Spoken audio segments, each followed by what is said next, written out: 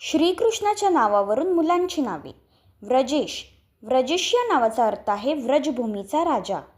अच्युत, अच्युत या नावाचा अर्थ आहे कधीही पराभूत न होणारा. अनिरुद्ध, अनिरुद्ध या नावाचा अर्थ आहे ज्याला कोणी रोखू शकत नाही.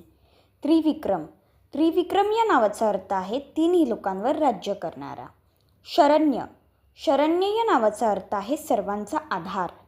सर्वेश्वर, सर्वेश्वर या नावाचा अर्थ आहे सर्वांचा स्वामी.